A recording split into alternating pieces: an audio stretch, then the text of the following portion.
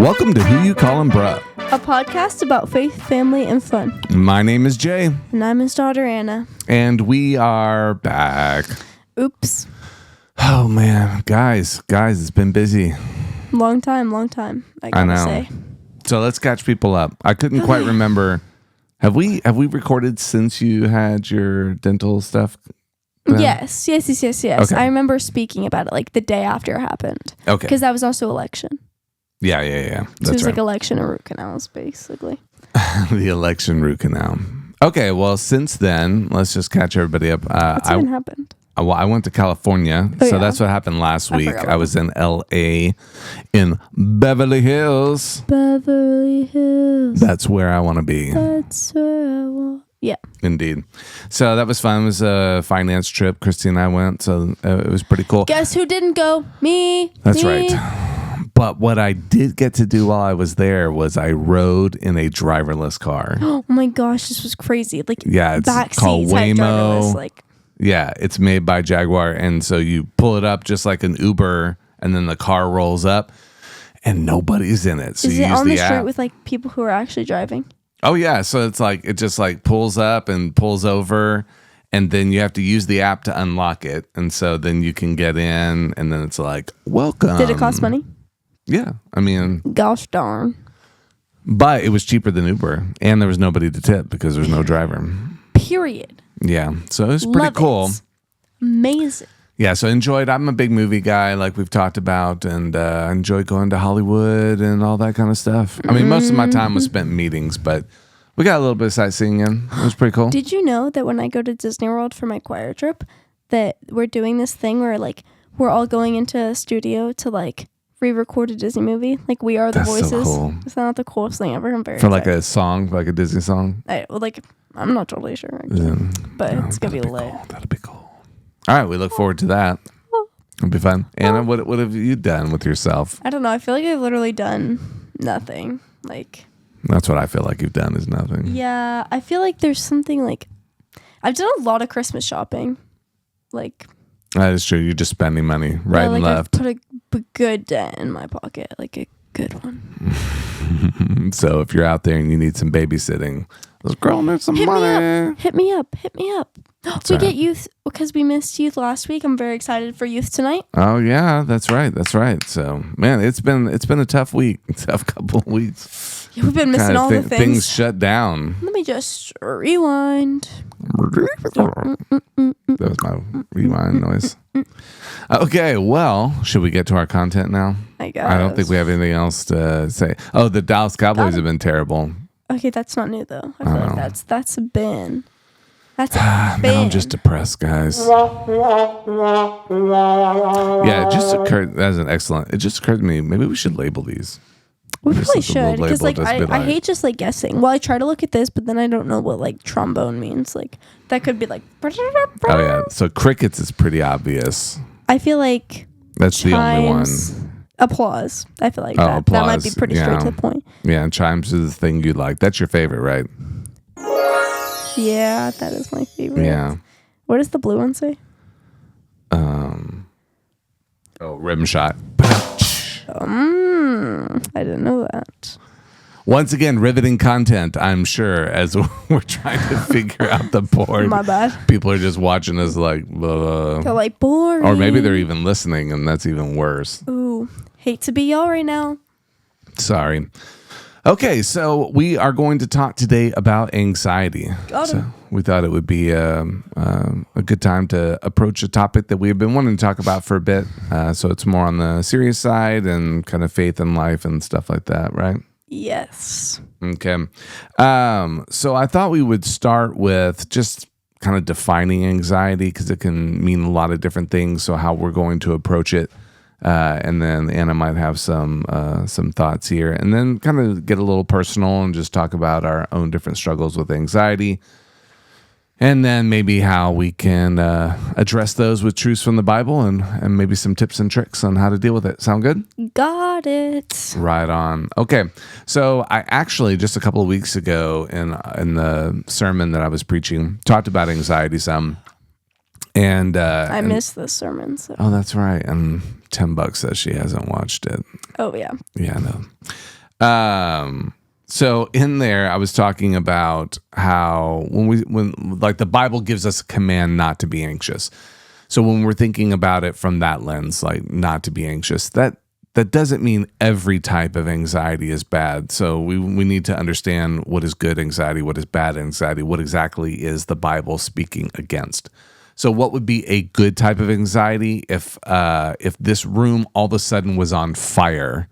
I should have in myself an anxiety to want to get out of the room and not be consumed with fire. Because you know what? I don't remember their names, but those people, Jesus, he was with them in the fire. He took them out of the burning furnace. Right. So we should stand here and be like, take me out too. Okay, but that's probably not the same situation. You're right. Okay, maybe we can pick a different non-fire based one. If there was a very mean animal in here with us, pick a land animal that you were scared of. Like a mountain lion. If there was a mountain lion up in this room, we should have, it would be a proper fear and anxiety as to avoid the things that would bring us immediate harm. Bring it to the altar. Right. Okay. No, but you're right. Like things that would probably like kill you and harm you. Yeah. I mean, there's just natural. It's not like there's sometimes where we don't go ahead and face fears, dangerous situations. Yeah, sometimes we do that. But as a general rule, it's okay to have inside of you an anxiety about a thing that can actually bring you harm. But here's the thing. Okay. Leading into our bad anxiety, at least for me, that comes from the worry that something is going to bring me harm. Got him. Right. So. Yeah. So how do you know when the thing is a legitimate fear versus an illegitimate fear? Rational versus irrational? That kind of thing? Is that what you're saying? Yeah. Okay. Well, we'll talk about that. So anyway, when it comes specifically to the type of anxiety that the Bible commands us to get rid of, what I think, just kind of in studying and trying to make it simple, what I said is that kind of anxiety is basically worry that comes from us not trusting God. So whenever we are worrying in a situation where instead we should be trusting God, that would be the type of anxiety we need to get rid of. Okay? All right, so we're gonna kind of go from that. So before we dive into some of the Bible's ideas, I just thought it would be good for us to share a little bit about our own stories of anxiety. So Anna, you want to talk about that a little bit? Just kind of your perspective about anxiety? I'm going to need a more guided... Okay, so my question here was basically just telling us about how anxiety works in your life. Like, you've said before, you're a person who struggles with anxiety. Potentially. Okay. So potentially, theoretically, just talk about that a little bit. Like what do you remember about anxiety? Why do you think that you're anxious about a lot of things? Stuff like that. Well, I don't really know. Like, I've just always been, I feel like maybe it's not true. I don't remember my young ages, but like, since I can remember, I've always just been deeply so afraid of everything around me, like extremely afraid. Okay. Well, like, why don't you give some examples of things that like, you have anxiety over? I've got a pretty good one that I like to use, which could be multitude of things that they would use to like, not like commonly. There was like one night, I was probably like 10, and y'all left me home alone. And I was going downstairs to get something, but I was like, there was like a lamp on downstairs, and I was too scared to go downstairs and too scared to go back up that I sat on the stairs for 2 hours until they got home. I sat there on my, like, just calling people. I couldn't move. Like, I could not get up until you came. And then, like, a different instance when I was by myself is that, like, I thought I heard someone downstairs, so I called someone from church to come search the house, but I literally couldn't get myself to get up and go unlock the door. Like, I was just frozen. And that cave one time, we were touring this cave, all of a sudden I had like a really bad panic attack. I don't know. It's just everywhere I am, I just think about the worst that could happen to me. Okay, so for the most part, that's the thing, is that whenever these things come into your life that you have anxiety over, what you have a problem doing is always thinking of what is the worst case scenario. Yeah, basically. Yeah. Okay. I mean, so classically, what would, if somebody was to ask, what is Anna most afraid of? What would that answer be? Okay, I used to say storms, but I feel like it's better now. Oh, really? I don't freak better? out as much. That's interesting. I don't know, like, I feel like it's my own brain that's my biggest fear because, you know, like, even going downstairs, literally last night, went downstairs to go get something, and I have to run back up the stairs because I'm scared that someone's going to be following me if I turn behind me. Oh, wow. Like, I can't, or like, I have to jump in my bed if my lamp's not on because I'm scared someone's going to grab out from under me. Yeah. Like, I do that literally last night. Wow. Okay. So, all right. So you're struggling with this. Like, how is that something that I'm trying to figure out the best way to ask this, but something that you're getting used to where you're just like, oh yeah, I mean, this is just a part of my life? Or is it something that kind of upsets you, the fact that you are that way? Some things upset me, but like my night routine, that's just kind of like, it's just what I do, you know? Like, I have to have doors open because I'm scared of the fact that if they're closed, I can't tell what's going to come out, you know? And like, I jump in my bed every night. I've always run up the stairs, making sure no one's following me.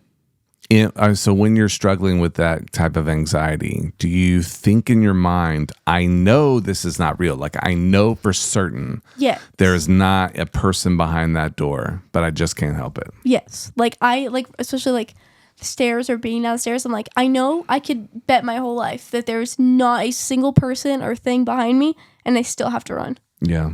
Yeah. Does it even freak you out thinking about it now? Yes. I'm like, someone's about to come out that closet, man.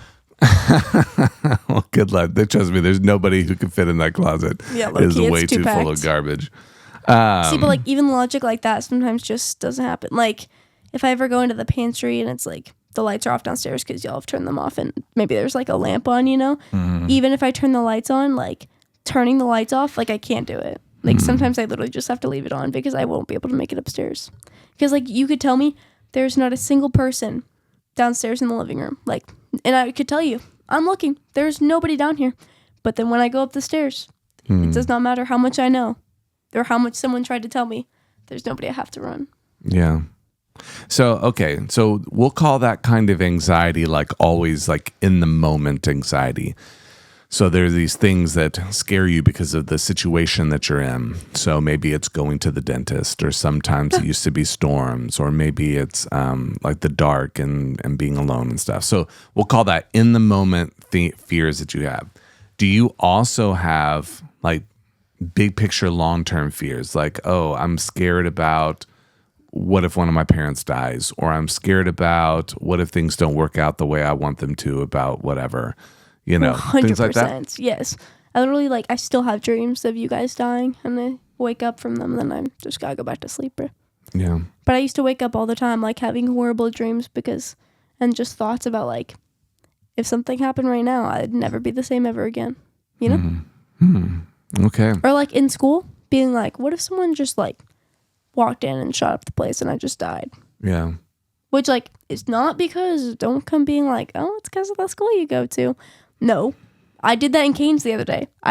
We were sitting there at Canes, and I was like, we were talking about the kitchen catching on fire, and I was like, I know my best escape route, because when I enter a place, that's what I think of is like, if someone were to get me, or if something were to happen, how would I get out? And like, I plan everything. Yeah. I mean, so to be honest, all I want to do right now is just give you a big hug and like hold you and just be like, Anna, it's okay. It's okay. It is okay. But we're going to talk anyway. Okay. Nice. Okay.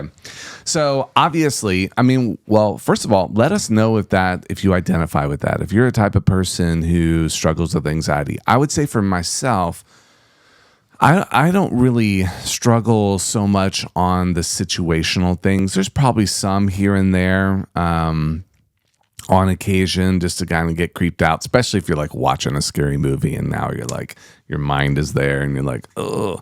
But you don't ever really show fear. Me?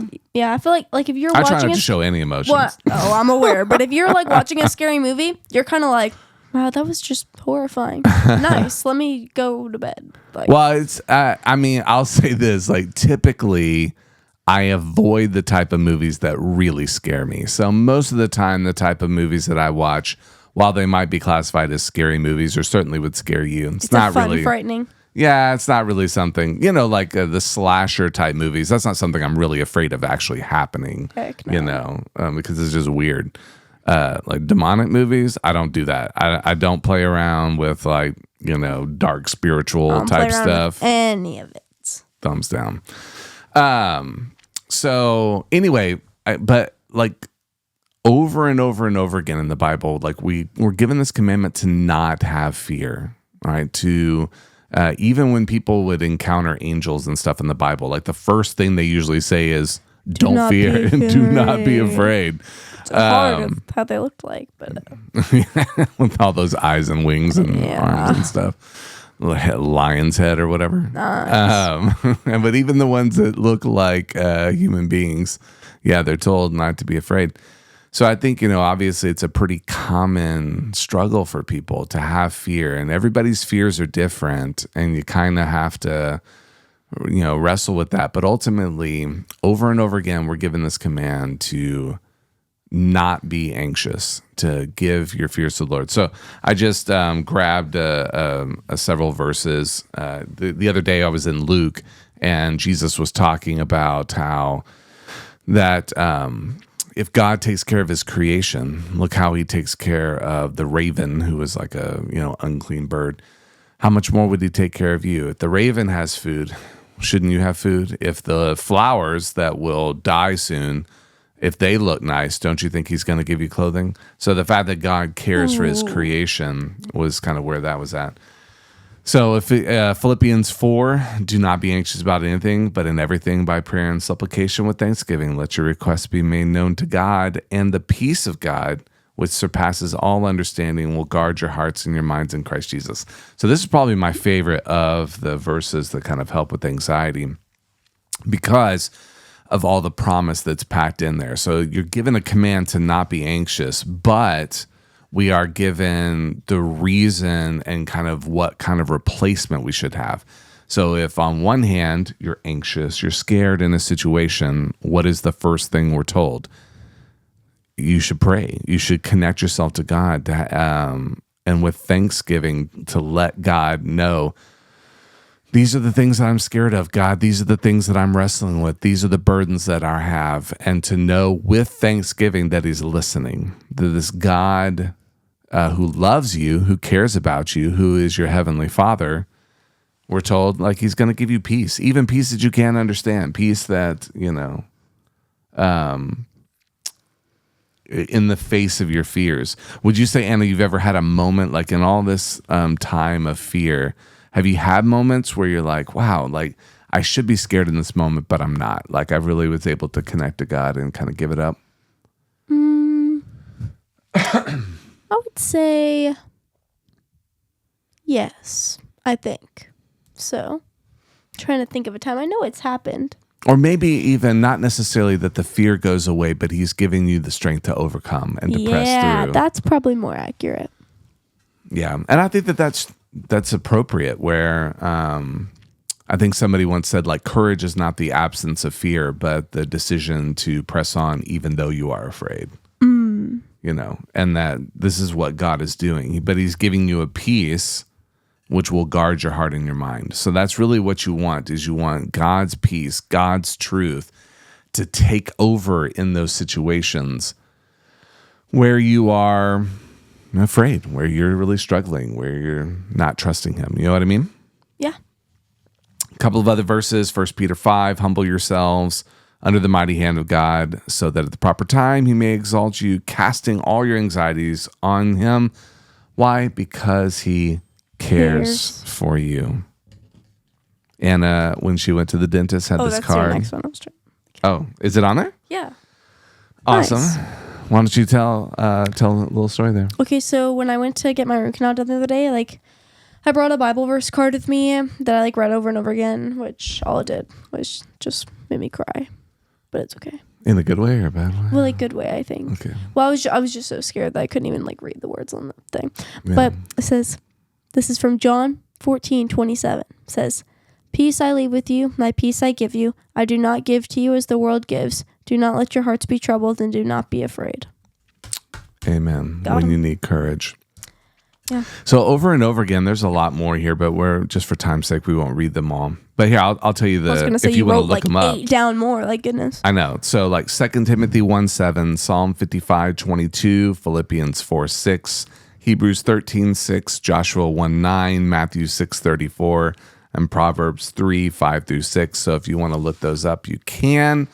Got him. Just more verses that would kind of help you process. But ultimately, it's God giving this promise over and over again that if we seek Him, then we're going to be able to find peace. And so I think that one of the key principles is, and this is hard, especially probably for somebody who's so young, but the main way that we fight anxiety in this life is to remember that this life, this world, is not our home. Got him. Go Okay. back to Ecclesiastes, y'all. Oh yeah. So see how all the truths of the Bible are interconnected. Yeah. Right? So if we remember that we are eternal people, that we are made for another kingdom, then that helps us face our fears in this world. Because even if all of our fears came true, it will not destroy us. Nothing can separate us from the love of God. Nothing can take that relationship away. You know what I mean? Yeah. Okay. So let's just talk then. We've kind of talked some spiritual things, but practically, Anna, why don't you tell kind of ways you've dealt with your anxiety? You brought a book here. Maybe talk a little bit about that. Yes. And then maybe some practical tips that help you. Okay, well, hold on. Sorry. Okay. Well, something that's not a tip I don't recommend, but that I do is I pick all of the skin off my fingernails. Oh, yeah. That's like a tick. that yeah, you like have, I can't stop that. But my little book, which I totally recommend, it's a devotional. This says Anxiety, Finding the Better Story by Liz Edrington. Okay? That gives you 3 tips. And one is to be grounded in breath, right? Which I'll come back to that in a second. And practicing gratitude in now and the things to come, right?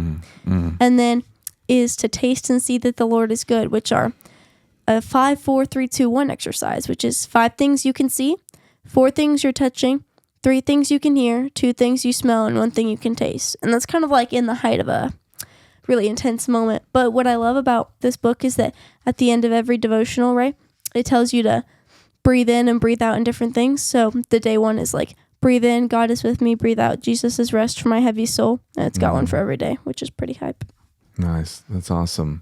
Okay. So then would say it's helped you to really intentionally know this is something I struggle with. So I need to surround myself and fill myself with truth that's going to help. Yes. Cool. Okay. So Which, hold on, remind me to come back to Sling later.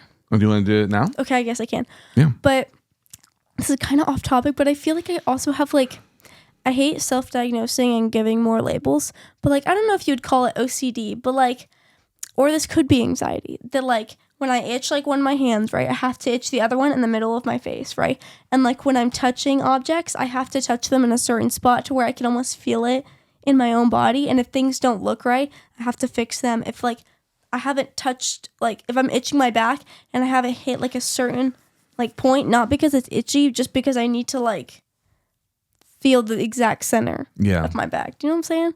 Like I'm so weird about those things. Like in my room's a mess, but there are certain things that have to be messy in a certain way or else like I can't function. Like I have to get up and like fix it. Yeah. I mean, that would probably be OCD. That like it drives me insane.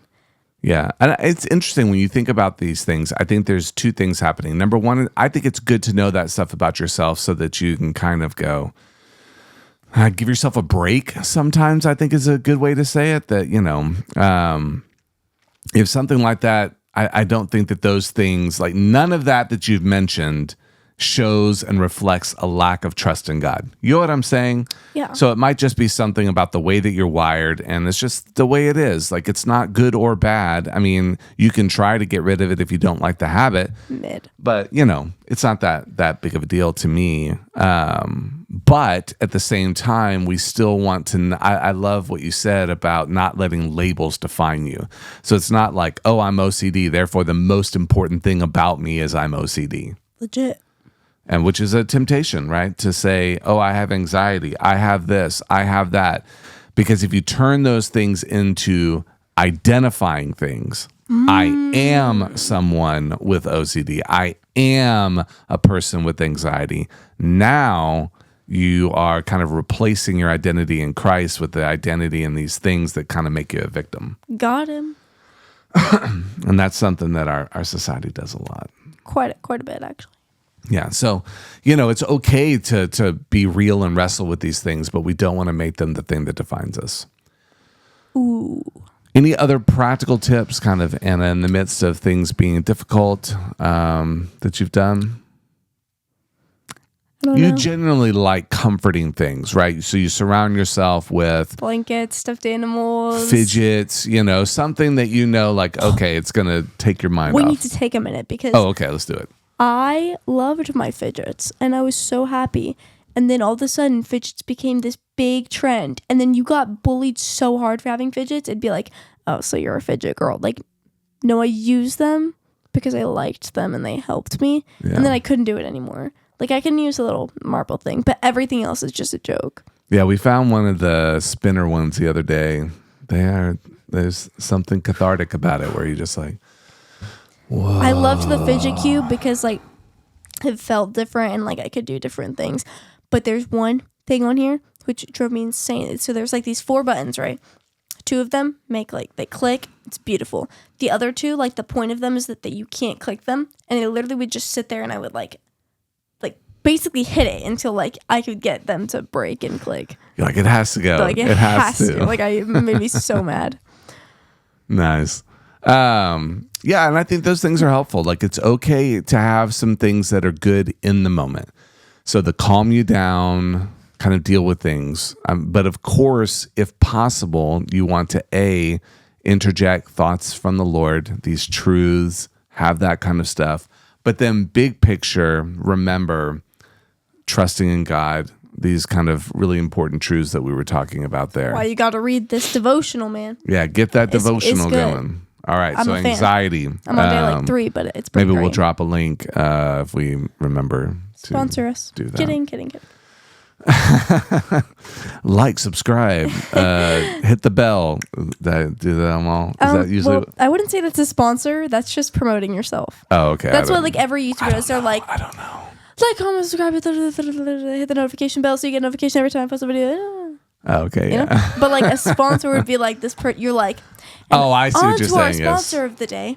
Yes. But they did not sponsor. They She did not. Did not sponsor. I will say also, this book is from a ministry called Rooted, and it's a Ooh, he ministry I knows. really like. So Rooted is a ministry. It's a youth ministry, and they have a lot of great resources for teens, for parents and families. They write our curriculum that we use at church for our teens. Really? I love this book.